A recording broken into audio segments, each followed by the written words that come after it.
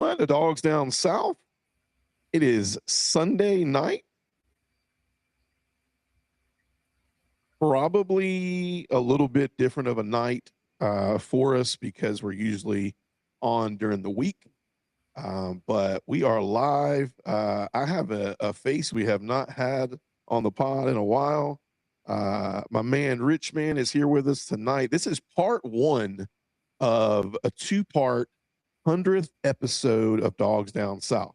Obviously, getting a lot of these guys together, busy with families and jobs and things of that nature. And we do this for a hobby. If it paid us, we would be doing this more often, right?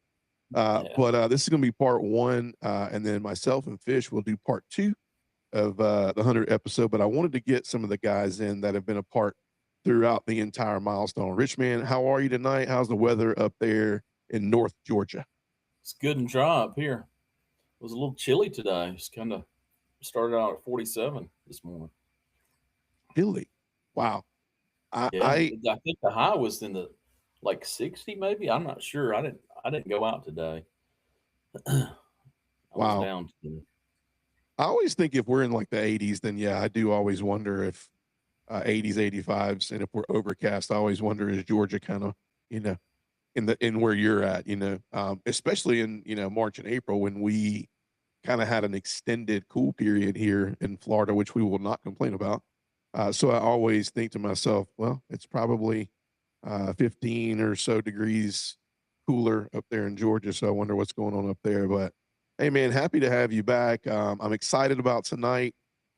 G Day is in the books. If you haven't already done so, I did drop a quick, just 5-minute video on TikTok on Dogs Down South and talked about just really quick observations from Saturday. But between now and on Tuesday night when me and Fish get together, we're going to break it down from top to bottom. We're not going to have anything left in this, but everything that probably we need to talk about Georgia-wise up until we see them between those same hedges very soon, late August, early September. Rich Man, really quick, first thought tonight. What was your biggest just wow factor observation of G-Day or the parts you saw of G-Day on Saturday? What caught you off guard the most? I think it was all the quarterbacks and all the passing and all the freshmen. And I'll tell you what I was super excited about was Prothrow. He was probably my favorite player that just stood out to me the whole day. Yeah. Was you're kind of chiming into what a lot of people are saying too, and I could agree with it. So you would say that probably just the ability for, I would say that a lot of these freshmen to just look kind of game ready, right? Like I mean, they're making mistakes. Don't get me wrong, but there's some who are standing out and going, if I didn't know they were a freshman, I wouldn't think they were a freshman. That Riddell kid, yeah, I think that kid can go. There's just the freshmen seem like a lot of talent out there. It's hard to tell right now. I mean, you look at them in G Day and you think they could go. We really won't know until a couple of games in the season. But I'm telling you, Prothrow and Riddell, they look really good to me. Yeah. So Jaden Riddell is actually, which I know for Georgia fans that we tend to carry we're well recruited in the tight end room. Hartley does a great job in there, but Jaden Riddell's a redshirt sophomore, and so he's been kind of hidden, and he's also wearing a new. Yeah, he's wearing a new number, but he can be hidden, right, because of Delp and Elias last year, and then you had obviously Lawson Lucky had a really good year last year, and then you had Barbour, who I think if he doesn't get hurt, he sees some quality minutes last year too, and so it's very easy for Jaden Riddell to get hidden. But Kirby did say, he said, one of the standout players for spring, he said, I don't think he had a bad day. And a lot of people, I hate comparisons, but we'll say it. A lot of people think, man, can we get this guy into some Brock Bowers type routes, formations, seeing the ball in some of the same ways that Brock Bowers did? What do you think about that? That take on Jaden Riddell? Well, if I didn't realize he was a redshirt sophomore, and kind of Yeah, makes sense. I mean, it looks like maybe he's had some gains in the weight room because he was just his arms. They don't look like he'd come out of high school with those arms for sure. yeah, So yeah, yeah, I would love to see him get some looks like that for sure. You get the yeah. ball in it. I mean, he just looks like get the ball in his hands. It looks like good things will happen with that kid. Agreed. Very much so. I know, Georgia fans are, they broke it down in their own way from top to bottom. And let's just start. We'll try to kind of break this out into sections, maybe kind of with position groups, but also maybe just like times in the game, right? First, second, third, fourth quarter. But obviously, let's dive right in with the big observations was, what, did we come out of the game kind of injury free per se, right? Obviously, Nate Frazier was the one that everybody kind of, took a deep breath in first play. He got his foot kind of stepped on, and a lot of people were wondering what's going on, didn't come back in there. But from what I'm hearing, it was a minor sprain. He went in the medical tent, um, and they were like, he wanted to go back in. He did some running on the sideline. He was seen running on the sideline and ready to go back in, but he was shut down. He was like, there's just really no reason to push this. There's absolutely zero good for us today to see Nate Frazier. I mean, Nate Frazier goes out and rushes for 150 yards on G Day. It don't matter to us if it doesn't show up in late August and early September. Do you agree? I mean, we didn't get to see Frazier a lot, but injury wise, what did you think? Did you see it? What did you think about the injury, Rich man? I don't think he was hurt that bad. I saw him on the sideline. He looked like he was trying to walk it off. He didn't. He definitely didn't look like it was. Actually, I read later it's no surgery. So if Yeah. that's the case, that's fantastic. But I mean, the other running backs that came in, um, we're gonna have a full stable if they stay healthy. Hmm. Yeah. Um, but, I mean, Bowen did really well moving the ball, but there was a couple of what is the kid's name? Dante Dowdle. Yes. The He, transfer from he's gonna. Kentucky. He looks like he's gonna be the short yardage go to guy. I mean, he's tough. And then was it Phillips? Yeah. Phillips ran Dwight, all over the Dwight Phillips. place. Yeah. Yeah, he's a little scat back kind of guy. Get him in the open with the ball, and he's gonna show off.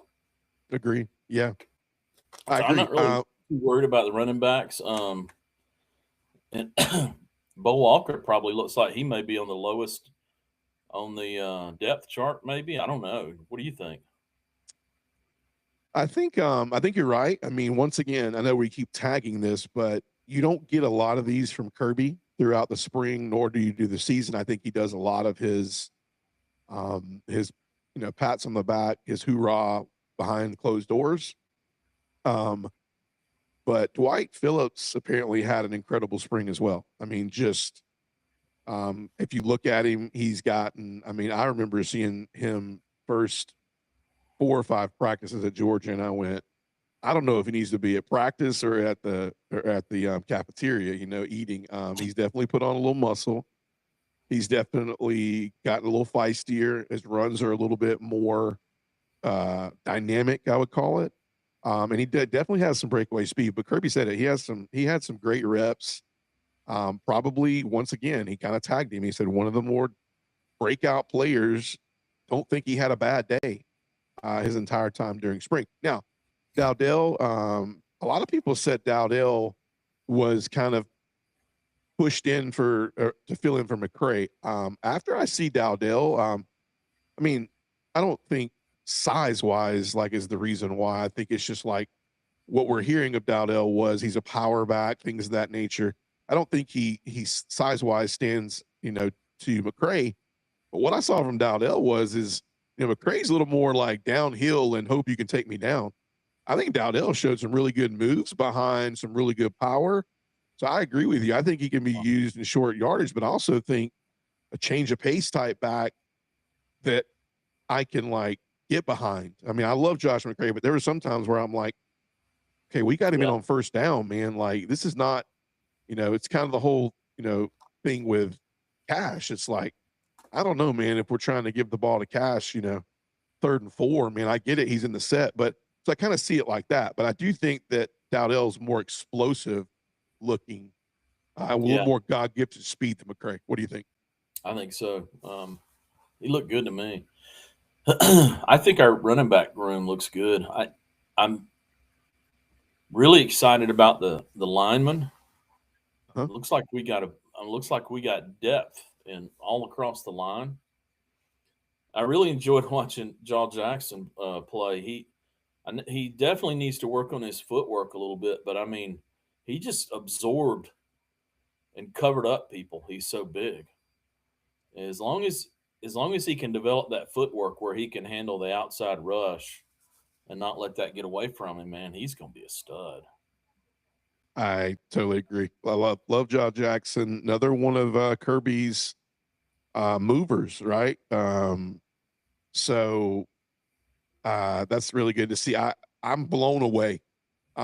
19 scholarship linemen, 19. I think Kirby's spot on. I don't think he's just bull crapping with this, man. The ability to get 3 or 4 quarterbacks live full go reps is something that there's not a lot of schools being able to do. And I think, we're going to break down the line. But I think overall, I agree with you. I think the line had a deceptive type day. Like, I don't think you can look at our line and go, well, we saw everything we needed. If you looked at it, I mean, and let's go ahead and dive into this. Kirby did exactly what he wanted to do. I mean, that a lot of plays that were ran, nothing was based around the run a lot. I mean, you didn't see very, very, very vanilla run plays. Defense is attacking at a really high level. So it's gonna obviously, right? Defensive line looked like they just were lining up and playing. There was no stunning. Yeah. You wouldn't see a lot of complicated stuff that you'll see during the season. So Yeah. yeah, it was more just kind of line up and play head up Yeah. football. It looked like. So from that perspective, it looks really good. Um, but we'll find out more, I guess, in the early Yeah. season. But I mean, we got a lot of experience on our line. Yeah. That new Speaking guy, of, Zyke, did uh, you is this the Zyke guard? Helton? Yeah, Yeah, Zyke Helton. Yeah. there. Dude, A out lot of of people nowhere, think right? a lot of people think he's going to start. So, Yeah. Out of um, nowhere, man. Like, he was one I mentioned. I'm glad you mentioned Zyke Helton, 3-star, Buford. But somebody said the other day, they're like, there really ain't no 2, 3, 4, 5-star athletes at Buford. They all, I mean, Buford does an incredible job of preparing kids for college, and well, I dude, if mean, you you've play seen one it. game in that stadium up there, that's like playing in college. Yeah, yeah. So I mean, you look at him, you look at Tyree Green, who has been turning heads. You look at, Tyreek, you look at, he looked really good. yeah, you look at KJ, obviously, and you look at what we've gotten from Buford, and you just feel like these guys. I mean, why did KJ Bolden come in and play immediately? I mean, I think we can say the same thing about Zyke and Tyreek. Is these guys play in elite programs, and we do a really good job, man, with in-state talent and with NIL. Like, you really can't gauge in-state talent anymore because you're not just gauging it off keeping people at home. You can talk Right, about keeping people at home all you want to, but there's a price to keep right. people at home. And it's like, does that really fit into your budget? You can't go. We aren't all Texas, so we can't go out there and spend $45 million and hope and pray that we win a national championship. Before we go too far, let's talk quarterbacks real quick, right? I want to know what you thought. I'll give you my 2 cents, but I want to know what you thought in the small amount of time that you experienced Gunner. Like, what did you think about Gunner? Man, I mean, he made that I remember one great throw down the line, and that was about it. He didn't do it. He tucked it and ran a couple. It just looked like Gunner. I couldn't tell. I didn't see him enough to really tell if they had changed his. The talk was that they've been working on his throwing motion and trying to shorten it and maintain the power. I couldn't tell. I didn't see enough to really tell if that's the case. Of Right. course, I'm not a, I don't have an eye for quarterbacks either. So Yeah. He I saw a couple. This was a weird day. We agree with this. Play calling was very vanilla, generic. If we did anything with you saw new, I'm sorry, if we did anything that was not generic and not vanilla, it was because it was new. I mentioned earlier before we hopped on, I saw a lot of mesh concepts that we are um, I mean, we've run those in the past, but if you look at how we're trying to do things, I think you're going to see, everybody's looking for like who's going to be the guy that everybody's looking for who is the next branch, right? And I'm not going off track with Gunner right now. I just want to elaborate on why I think Gunner you didn't see this as much. I think it was very evident what we want to do to get those yards from Branch this year, and that is our entire tight end room.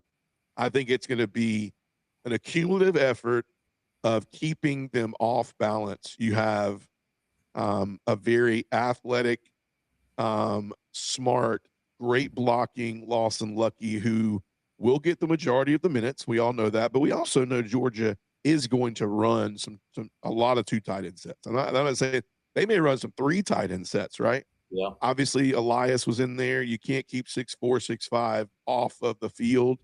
And then you got Ethan Barbour. Prothrow was being used a little bit more hybrid. he's going I to end up think, in the slot. yeah, I agree. I think you could clearly see they were showing the world that Prothrow is not going to be lining up at tight end. They're not going to. They Prothrow, didn't spend time in 14 days him blocking. He was running routes. and he had, this probably isn't a good comparison, but with Zachariah Branch, he just, when he got the ball, he was electric.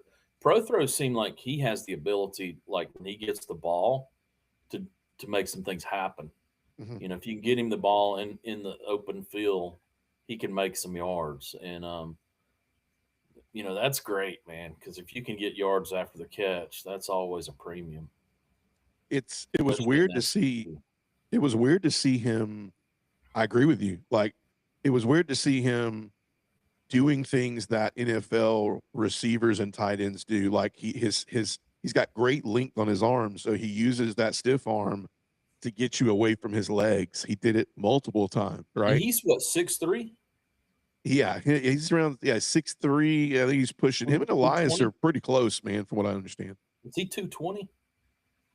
I don't I think I have heard. like weight and height up, but I think that I heard him say that he was 220. yeah. Man, that's great size for Hmm. receiver. Yeah. Um, he was my favorite player to watch in the whole thing. I also enjoyed watching Beaver at the end of the Yeah. game when they let him go, and he was throwing the ball a little. Yeah. Uh, he was letting some of them get away from him, but made some great plays too. The kid Yeah. looks like he might be able to play. Yeah. I like Beaver. I think so. We look at Gunner. Obviously, Gunner didn't have anything to prove, right? Gunners Gunner's, needs to stay healthy and yeah, get strong. yeah. I do want to mention, I know a lot of people have been asking, like, what do we think quarterback scenario will look like when it comes down to fall?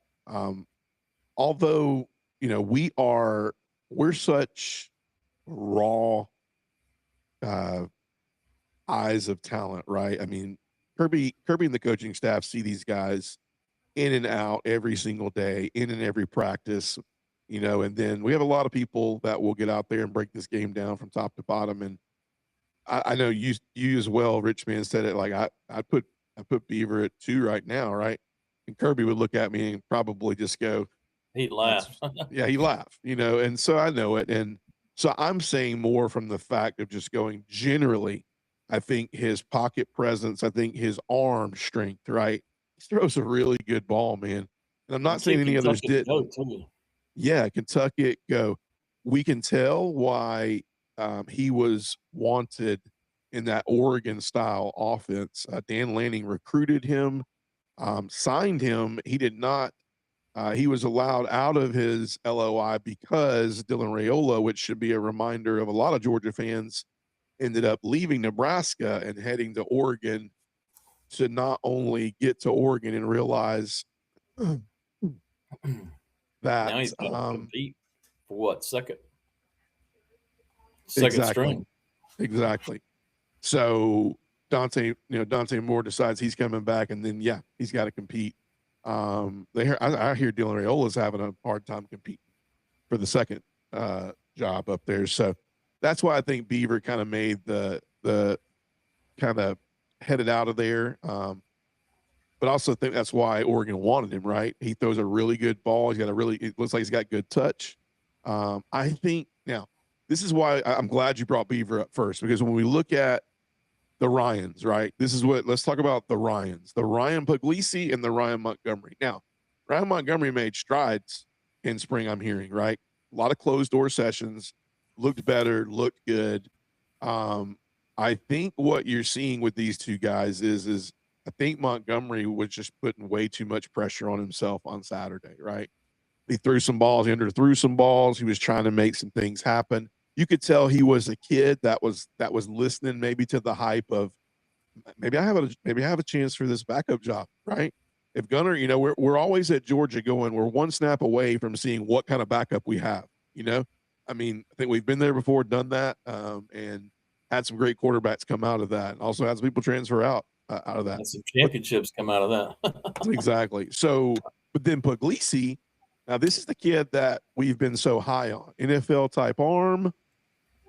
What do you think the biggest thing that you saw on Saturday between the two Ryans that stood out to you about them? Man, I didn't really I didn't see it. To me, it's a toss up. I mean, you feel like their arms are pretty comparably the same, or like how'd you feel about their arm strength? Like, who do you think brought more dynamic play to the game? I think Puglisi maybe threw a little bit better than Ryan Montgomery did today, but I don't know, man. I don't have a feel for those two. Yeah, I'm comfortable with Ryan Puglisi being a backup right now. right. I was last year too. So I mean, I thought he looked pretty good last year when he came in and played. I don't know. We'll see. I'm going to go out on a limb here, man. I'm just going to tell you, Kirby would probably say the same thing I said earlier. Is, I mean, like, you're crazy. This is why you guys watch it and take one take. But here's my thing. I think Ryan Puglisi is exactly what you just said. I think he might struggle to the fact that he could be a bona fide backup for a long time at Georgia, right? I think if I had to look right now and go, who is going to be the guy that, God forbid, if Gunnar Stockton goes down, who is going to be the guy to come in and spark, give good spark, give good leadership? Who's going to be the Bennett? Yes. Where's the Bennett factor? I think it's between these two guys. I think and just telling you how what I saw. These two guys didn't make all the great throws. They didn't make all the great decisions, but they made things happen when they needed to make things happen. And that was Hezekiah Millender and Bryson Beaver. That's me. I mean, and here's the thing too. I am factoring into that they were not playing for the entire time against number one, even sometimes number two defense, right? But it wasn't about what they were doing as far as just statistically. Like, I just felt like Millender and Beaver, like, they just kind of brought a little bit more of like you remember I used to talk about when Stetson get in the game, it had a little bit more of a swag to the offense. Would you agree? Yeah. I would like to see Millender play a little bit more. I mean, I mean, he looked really good running the ball, but you or I could have run him through and made that touchdown because it was so wide open. Yeah. But I mean, he looks very athletic. He threw the ball. He's got an arm, but he was floating a lot of balls. Yeah. I mean, that'll take That's what I'm concerned about. probably. I mean, that could have been G Day, floating those balls, the adrenaline Yeah. rush first time out there. But I Yeah, I agree. I agree. Um, let's real quick before because we're gonna go. We've hit tight ends a little bit. We've hit a little quarterback. I want to mention Chauncey Bowens. Obviously, if you look at Chauncey, he was wearing 5. man, he looked A good. little bit of a double-edged sword, kind of honoring Garrison Hurst, but also Chauncey said he's always been a single-digit running back. Chauncey looked like he had about 20 pounds of muscle put on. Did you agree? I mean, Chauncey looked like he kind of Yeah, looked like I saw a picture of Quincy Carter and Garrison Hurst. And, Garrison Hurst now is a little bit more stockier now. And I would say his height hasn't met his stockiness. So I looked at Garrison in the picture. I'm like, I can see these guys kind of looking the same now, right? What'd you think about Chauncey? I mean, he looked like a little bowling ball, man. I don't say a little. He looked like a big bowling ball. he looked good, man. He was toting the tater for sure. I think, Our back room is stout. yeah, I mean, I yeah, I agree. guess one of the commentators said something about one injury and all of a sudden we don't look too good, but I don't know, man. Um, I think we got a barn full of them, and we're good to go at running back. Yeah, it's hard though, man. It's hard because we know sometimes we've seen this before. Like we get into fall and we're like, where were these guys that were in the spring game, right?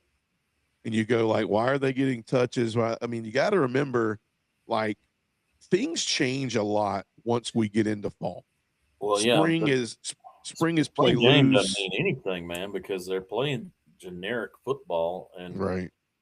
the yeah, I mean, what we saw today was just like getting out in the yard and playing two hand touch 30 years ago with your buddies, Yeah, basically. yeah. It's the reason why. I mean, I you've mean, seen so look, many. we saw all these quarterbacks that we've never seen before, and we saw all this passing. We're not going to see that in the fall. It's Yeah, going to be back. no, It's going to be back to run, yeah, lead with the run, yeah, and we're going to find out, how the offensive line can deal with the stunts, and it'll be interesting to see if they go. Uh, well, it'll be interesting to see the different blocking schemes that they start applying in the fall because it's going to be multiple. yeah, Could be three different schemes at least. yeah. I agree. I think all in all, between running backs, quarterbacks, like we got a pretty good taste. I call it a buffet of what they bring to the table. I mean, even down to Jalamar, the Colquitt County kid who looked really good, as well as I mean, we went through the tight end room. I mean, it's definitely we're deep in a lot of areas. When you look at the offensive line, I think notables we didn't really hit on. I don't want to lose focus. I would agree with you that there was nothing really to write home about for the offensive line. The one thing I will say is I agree with you about Jaw Jackson. I think this is a too deep line, and if you know Georgia, you know they're gonna be starters named, but everybody in that top 10 knows they're gonna be in. They're gonna be a volatile piece. I would even venture to say 12, 13 deep. The way Georgia likes to do that, but just kind of reiterating, I think Michael Unai, I think he's made some strides. I'm naming some guys who are going to be like, all right, like who's going to be the guys that are going to step into that? I mean, Michael Unai has made some big strides, especially the guard position. Obviously, we talked about Zyke Helton being a kind of a standout. I think you're going to see a lot from Akina Boko, the freshman. He looked good, man. He was a good sized kid on that line. Played a lot with the second team tackles. I thought Daniel Calhoun did a really great job. Malachi seemed to have. I mean, you didn't get to see Drew Bobo at all, obviously, You but I know, think I was looking at a depth chart, and they got Malachi third. They've got Cortez Smith at two. yes, You yes. you agree? I think if the one thing I saw was Cortez looked a little more, looked like he was a little bit physically more, I would say. I think Malachi didn't really change a lot body stature. I think it could have been a weight room thing, man. I think Malachi looked, you know, that whole saying of, do they look like they did last year? And how do they? Because the strength and conditioning program at Georgia is elite. So it's Yeah. like when you look at that, I think the biggest move that was made for Cortez Smith was the weight room and redshirt freshman, right? So and Kirby said it. He said it in the presser. He said he was trying to skirt it a little bit and beat around the bush, but he's like, I think he was finally releasing it. He's like, I don't know if you will see people at positions that they were at last year based off of the fact that they were just next in line to be in that Yeah. position. I remember him saying that. He But beat that's around the bush a Kirby, little bit with man. it. That's Kirby. That's his whole stick. And it was like that in Alabama. You know, it's like every day you go to work, you don't have a job. Yeah, You're fighting for a job every day. I don't care whether you're 1, 2, or 3. You know, you're fighting to hold that spot. totally agree. Yeah, And 100% agree. maybe What not at quarterback, but he seems right. he seems to coddle these quarterbacks. And I, did you see that interview with him and Saban? And they were joking, and he said they were joking about that. I can't remember how the joke went, but Kirby said to Saban, he goes, "Yeah, you're willing to um, switch quarterbacks in the middle of the game." Yeah, you can tell there's some unsettledness with how it's weird though, man. They're so like-minded, yet you can pull some Kirby will pull some out of left field and show how they're so completely different in some natures. But I did remember seeing that interview. And he called him out on a couple more things too. It was pretty funny. And he said he didn't scare away from the fact that that decision inevitably lost in the national championship that year.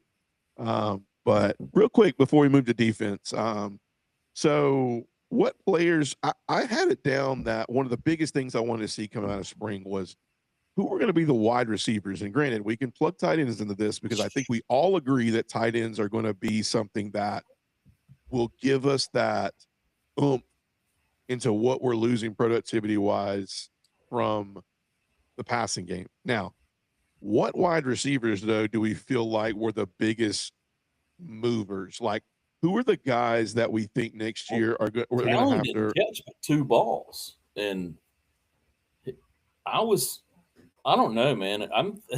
I'm thinking if these receivers don't catch balls, if they start dropping balls, you're going to see an offense that's built around the tight ends again Yeah. in the slot. You know, Well, and to their, I was going to say this before you said something. To their defense, you didn't see many posts. You didn't see many. You didn't see many slants. Uh, Probably for concerns of like coming across the middle, things of that nature. You didn't see a lot of them. As a matter of fact, I saw one early on. It was a really good throw from Ryan Montgomery. Maybe it was Puglisi. Just a and they straight dropped it. dart to pro throw. No, it was pro throw. He caught it, Oh, but I could tell when he caught it, you could kind of see where the defense was going to be that day, and you didn't see many more of those. In other words, defense was not holding back, and it's like, it's like trying to tame a wild dog, and it's like you can hold them back, but their instinct are is hit them, But like to their defense, I didn't see any kind of exotic routes, nothing they could kind of write home about to kind of create competition, right? But I agree with you. Talon Taylor didn't have. I mean, he had that one really had a 40-something yarder yeah. from Gunner that was really really good. But I think what you saw is a lot of we tried to be explosive, right? But I think Talon. I think a lot of his story was told in the 14, 15 days before that. I think he's going to be. I think he's going to be a guy that's going to do. I think I'm more concerned about, and I'm just going to say it like it is. I think I'm more concerned about Isaiah Canyon, the guy we went out and got from Georgia Tech, and we kind of labeled him as this could be a guy that could take the Noah Thomas, position, the bigger X, Z receiver. Why? I mean, I didn't really like how it looked. I'm just going to call it as it looked a little Georgia Tech-ish from the route running perspective, right? I didn't see him using his body a lot. I didn't see him.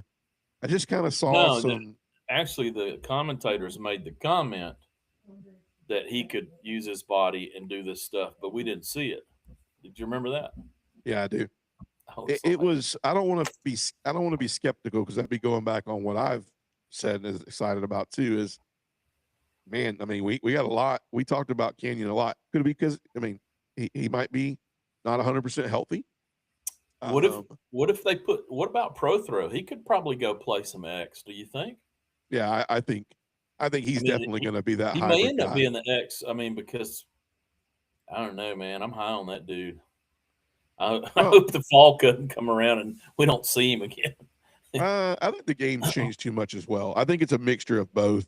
I think you look at, okay, used to be Kirby was like, you're a freshman, you got to come in, you got to learn the game.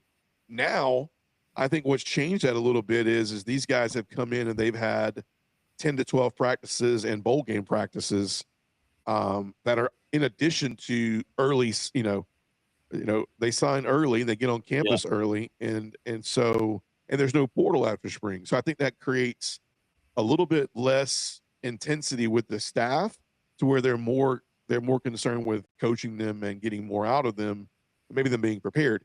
But I agree. But I think Prothrow was going to be lined up a little more hybrid. I think he's going to play receiver. You want to be me to be honest. I never saw him really lining up in anything that he had to do some full scale blocking. You know as well as I know, if you play tight end at Georgia, you got to do what? you got to You be a got to block. bulldozer. You got to block, man. Hey, what do you And think about Dandridge? I think Dandridge was next on my list. I think I mentioned Dandridge a couple days ago.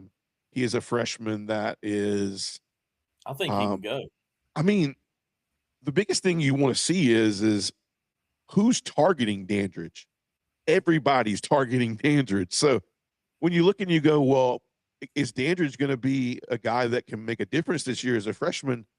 I'm not saying my opinion. You're not saying your opinion. I'm saying the quarterbacks. I mean, how many times was I mean, I can pull the stats. I don't have them right now, but because we're just talking G Day, but I think he was targeted double digits easy Yeah, on yeah. Saturday. So what He do the had quite a game. quarterbacks see in Craig Dandridge? So that's what makes me think it's like, okay, this is not just what the coaches think of Dandridge, right? Gunnar Stockton, Puglisi, all of them, they targeted this kid a lot. And I thought that spoke a lot What for what we've been hearing about him. what is your like? I don't know how to ask this question, but I'm going to throw it out there. So one of the things that I want to see that I'm curious is I know we're going to lead with the run, but I want to see more production out of our wide receivers, Mm-hmm. and I want to see Bobo use the mesh concepts and get somebody open. Mm-hmm. But with that, um, I want to see Gunner nail that guy. Don't tuck it Yeah, and run. yeah, Get your eyes open and make sure you're seeing the guy that's open down the field. yeah, A lot of times last year we had people wide open and he just didn't see them, yeah, and or either he saw them and didn't have the confidence to make the throw. And I think that's the yeah, biggest. I think it's the biggest discussion about Gunner overall, podcasts and commentators and stuff. Um, but I mean that last year was his first year, so yeah. I No, mean he's that's going to grow. warranted. But that's what I want to see. I want to see our running game open up that passing game, and I want to see that passing game be successful downfield. That's what Yeah. I want to see. No, it's warranted. It's very warranted. I think you asked the $1 million question. I mean, I think every Georgia fan is hanging out in the same spot. Not only to mention that media is. I mean, when the media looks at Georgia, they're asking two questions. Can they find the productivity at wide receiver that they had last year? And can they on defense? Can they get to the quarterback? Right? Can they Yeah, not I make? think I think that's the only issue with and I think that's going to be the only issue with the defense, and I think we got a couple of people that are going to help with that this year. But then again, you get back to the concept, Uh-huh. because Kirby's not ever, his concept's not all necessarily been to get after the quarterback. His concept's been to keep the quarterback from busting loose and running Right. all over us with these athletic quarterbacks. So it's kind of Well, a catch 22. I think too, when you look at it, I mean, and we're gonna breeze to the defense here in a minute. I think it's easier to break down the defense from G Day, but I think the question you're posing is I agree. I think you look and you go, what I don't know if we're gonna get that answer from G Day. I No, think I'll save the drama on Bobo for the fact of, everything was built off of Kirby's going to show you a few things. He's going to continue to script out what needs to be worked on. If you ask Kirby, that was not G Day. That was a 15th practice, right? It was just another scrimmage.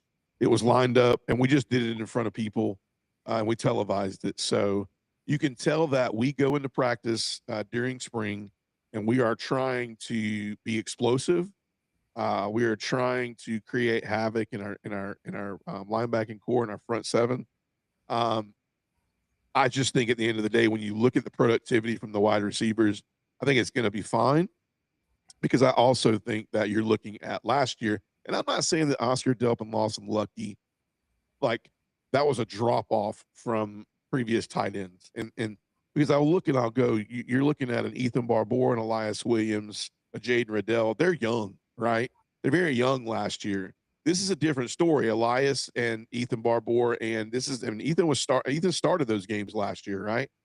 So you look at all these guys, they're a little bit more vetted, right?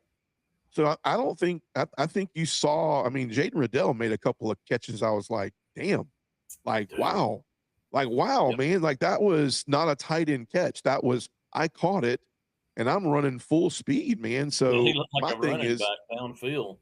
yeah, they're not using these tight ends like tight ends. They're using them like another addition to stretch the field in many different ways. I mean, so I think what you're saying is yes, we're going to see some complexity in the offense, but what I think you'll see more than ever is it's reminding you, and I'm gonna give this to the fans really quick because I'm gonna let you chew on it for the entire summer, right? Does it remind you a little bit of why Todd Monken was so successful at Georgia? It was because his offense wasn't based off of X and O's. It was based off of, what do I got to do to get these players the ball? And you got players. You had Brock Bowers. You had Lab McConkey. You had guys that you look at and go, this play is not designed for him. It's designed for him, right? So I think that could get really saucy for Bobo, and to go, how am I looking to get the ball to Jaden Riddell?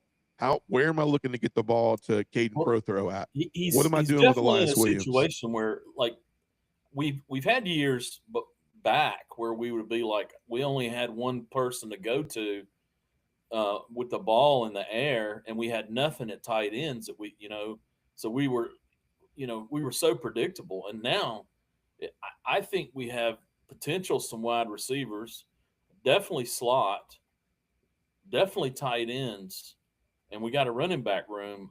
I mean, if you can't get creative with that and win, Yeah. uh, go flip some burgers somewhere. Yeah. Yeah. No, I agree.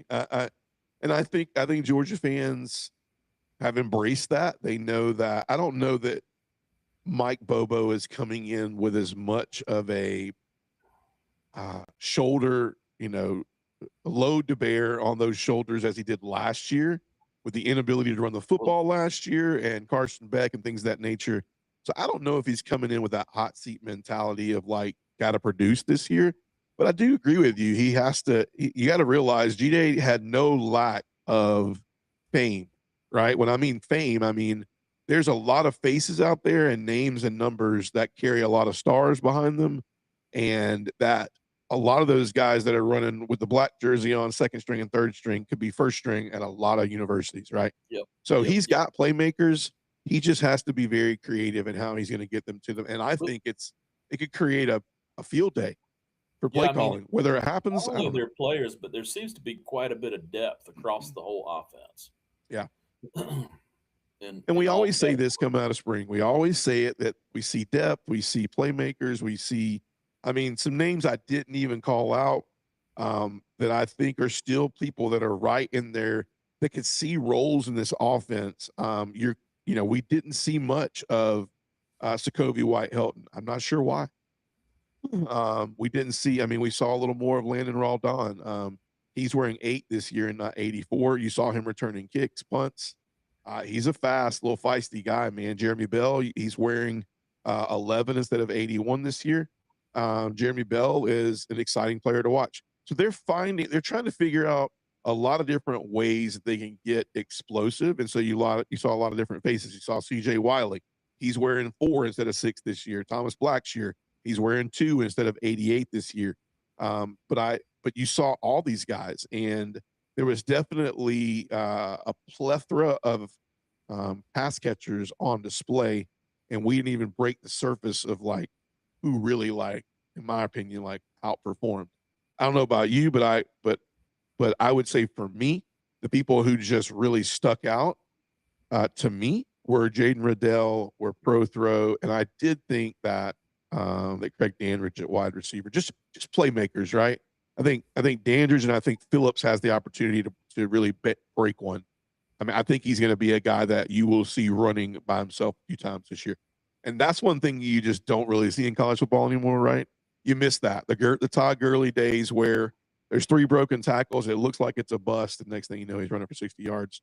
But I like Dandridge, and it's not nothing against Taylor. I mean, all these guys I think are going to have key roles. Canyon, but I do think Dandridge, I think Jaden Riddell, and I think Prothro just had really solid game, and they were targeted a lot, which means these quarterbacks have some go-to dependency in them already.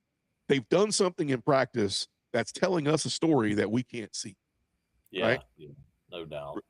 Really quick before we get out, I think it would be a good spot. I think we've done a lot of offense stuff, and so that'll leave some room for me and Fish on Tuesday to break down defense from the G Day. But I want to ask you something.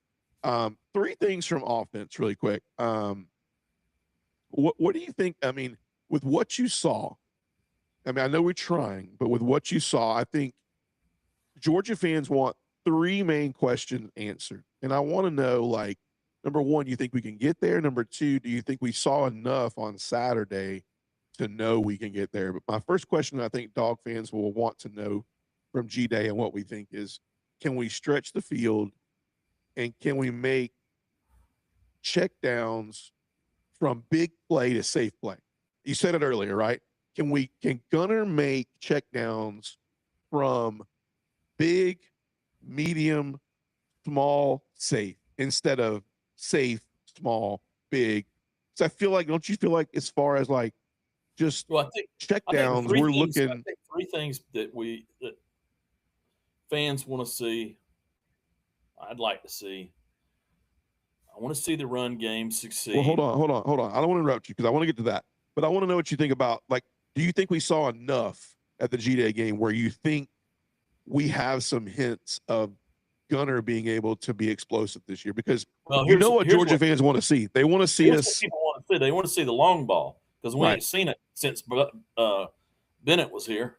Right. And that's what we want to see. We want to see that ball go up and over and somebody catch it and run across the goal line. And we ain't seen it since Bennett was here.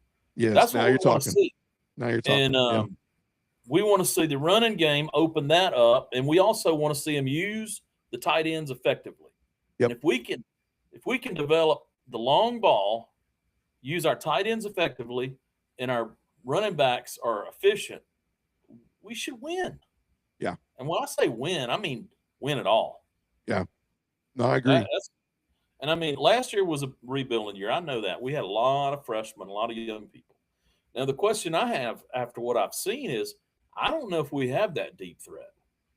I don't know. I just don't know if we have that.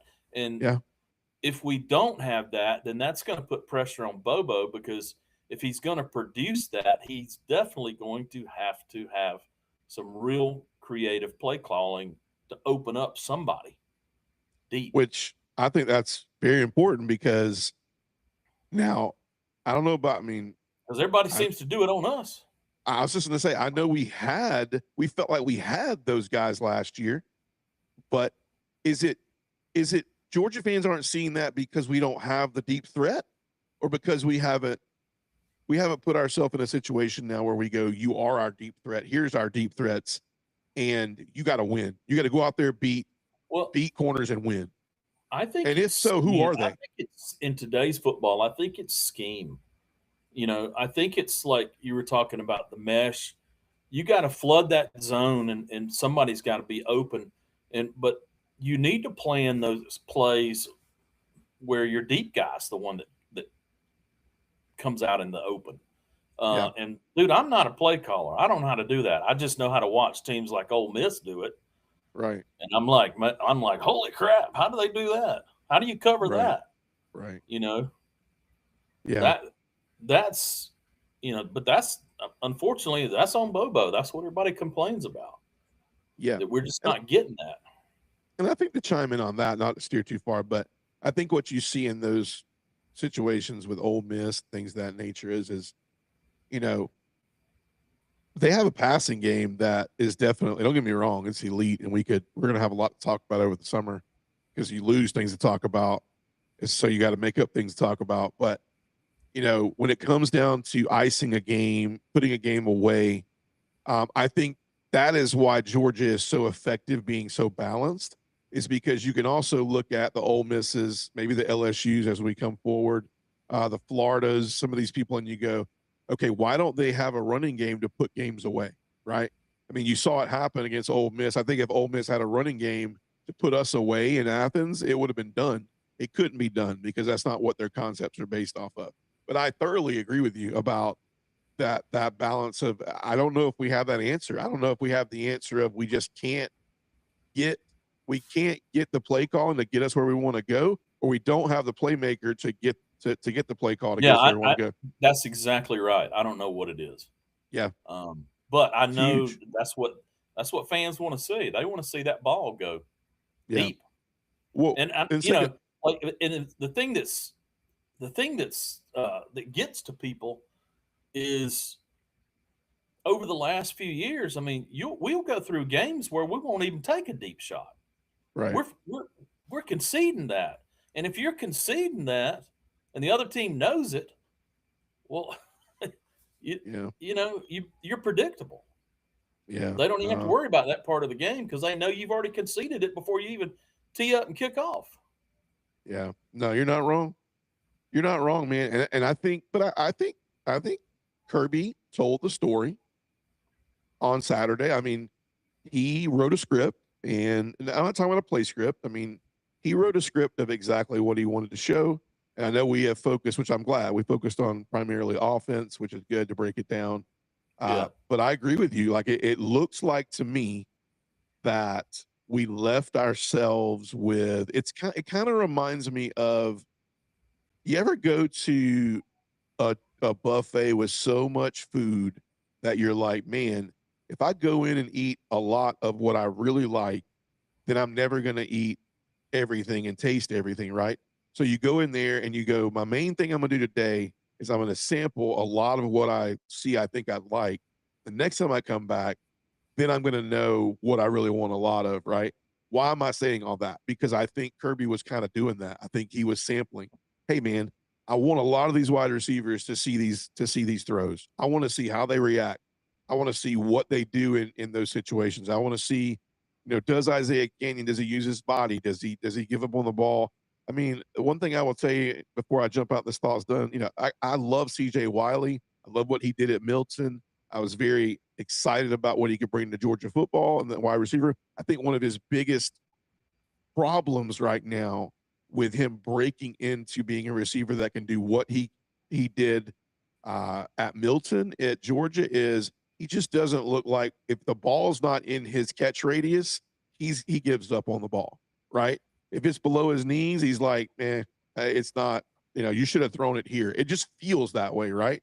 So I think Kirby's looking for those things. He's sample sizing everything, and I think he saw it all. I think he saw the entire buffet. He saw every wide receiver we could see. He saw every tight end we could see. He saw every quarterback he could Well, see. I'll And give him this. It was a fun G-Day game. I agree. I It totally was fun. agree. It was probably one of the funnest ones I've seen. I He mean, definitely put the just team on let him display go. for fans. Yeah, I Yeah, agree. We could have gotten really generic and we could have ran the foot. I mean, also, I mean, it's always great to do that because injuries come into play and a lot of those routes were north and south, which help you with, we all know what north and south is we don't have to cut. We don't have to stick our foot in the ground and do much. So that keeps right. us from injury. We don't have a lot of, over the middle type hits happening. We don't have a lot of offensive linemen having to do a lot of exotic blocking schemes for plays that are, crossing the field. You get Gunner, all the quarterbacks. You didn't see a lot of. I think the for the most part, the quarterbacks that were jumping out were more jumping out because they know that it was basically tagging your it, right? There was no tackling. So Right. Yeah. um, so yeah, losing my voice a little bit. So final question, Rich, man, we've been going for about an hour, and we'll keep it light. It was a good day. We talked about a lot of the offense, and I think we said it, but let's reiterate some things. I want to go back and forth. I want to give 4 things that we can take to the bank from the offense going into 2026. So we can go back and forth. We'll give them 4. You take the first one. I'll take second, 3, and 4. So what do you think? One, you can take it to the bank that we can get that we saw at G-Day that will definitely transpire when we see Georgia run out of the tunnel and will happen first game of the year. Well, Give me one. I think the foundation is the offensive line. I'm pretty comfortable with the offensive line going forward. So, I'm not walking into the season worried about who's going to start. Are we going to have a left tackle? Blah blah blah. Love I'm that. pretty confident with the way the line looks. Yeah, I love that. I think for me, number 2 would be, I think what G-Day showed you that you will see and will not be hidden from you. I think our running backs are it's going to be very similar. Like, I think honestly, they have so much confidence in 3, maybe 4, maybe 5 deep. I think it's 4, but I think could Bo get in there? I don't know, but I think it's 4, right? It I is think 4, yeah. Frazier, I think Billups, and I think, did I say Billups? Bowens, not Chauncey Billups. That's an NBA player. Chauncey Bowens, and then Dwight Phillips, and then I think Dowdell will see a lot of McCray's type snaps. I think And somebody's there's going to nothing to get hide from banged that. up during the season, so Bo needs to be ready to go. I agree. So, What about a third thing? What about a third thing you think we saw that is a non-negotiable? It will definitely transfer from spring to day one. I think our tight end room is rock solid. Um, I mean, we didn't even see Lucky. Um, we, but I still, I think the tight end room's just rock solid. Yeah. Yeah. I love it. Tight ends, rock solid. I think too, you see that we're going to be creative with them too. I don't think they're going to be in there a lot to like, we're going to have them in there with intentionality of they are a part of the offense and they always have been. What I'm saying is it could get a little more exotic as far as, who's blocking, who's running routes, how are we using them, uh, how are we sharing them in the formation to discourage what we're looking at from a secondary point of view and a linebacker point of view? And I'm gonna be honest with you, there's some linebackers in the SEC that are gonna have a hard time if they're gonna depend on linebackers to cover some of those tight ends we have. Yeah. That's where our run game goes really nuts. So I love that idea. I like that thought. Last thing for me, the 4th thing I think that you can take to the bank is on the offensive side of the ball. I think you can take to the bank that Gunnar Stockton will be improved this year. I think he will be improved. I think he will be much more of a better decision maker this year. I think he's a between the ears guy. Yeah, I think a I lot of think he's going to questions. be so consistent this year. Yeah, I mean, I Because think he's such, by nature, the kid is so focused. He's like a yes, robot. yes, 100% agree. And I think you can take that to the bank. I think he had nothing to prove at G Day, so don't let that And be discouraging. If anything that I think you could prove from Gunnar is the fact that he did not have that sleeve on his leg. But that to me tells me that he thinks he doesn't need any crutches or he doesn't need anything to go, you know, what if? I think he's healthy. I think he's good. And I think he's going to be a good decision maker. And I think he's going to do some things that really transcend the quarterback position. Unlike last year, where I think there were times where we probably all felt that he was kind of game managing. Would you disagree? yeah, Yeah.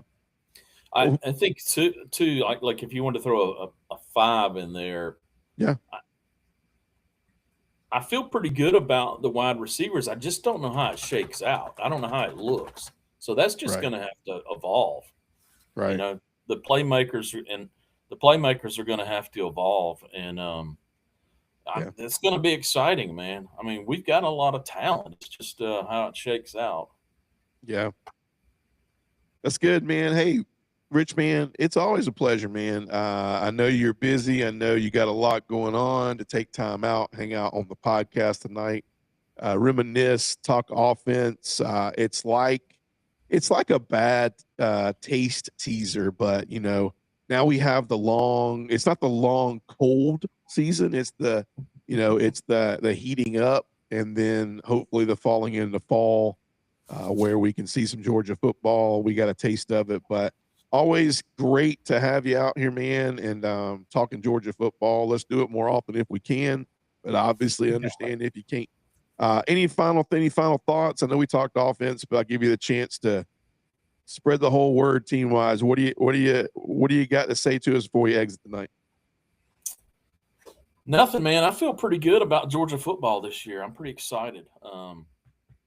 I mean, overall, I think the defense is it's going to be solid. So Yeah. the only question mark there is going to be the edge rusher who's going to put the quarterback on his butt. That's the thing we need to see. We need to see Yeah. it regularly. And Yeah.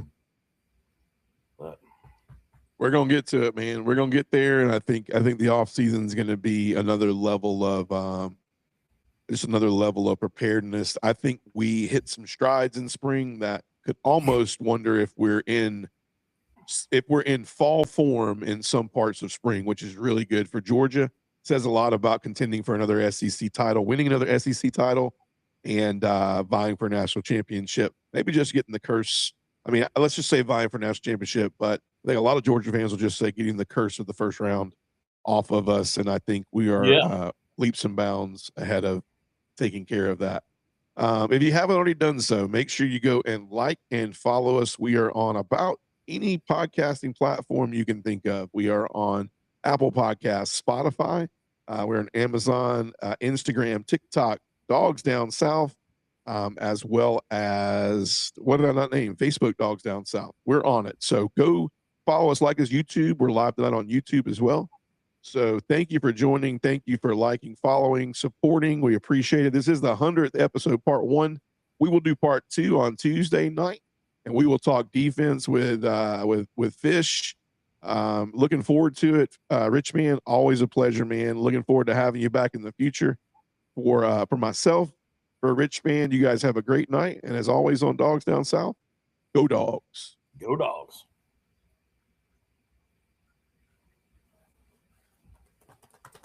All right, man. It's a wrap. I meant to tell you earlier,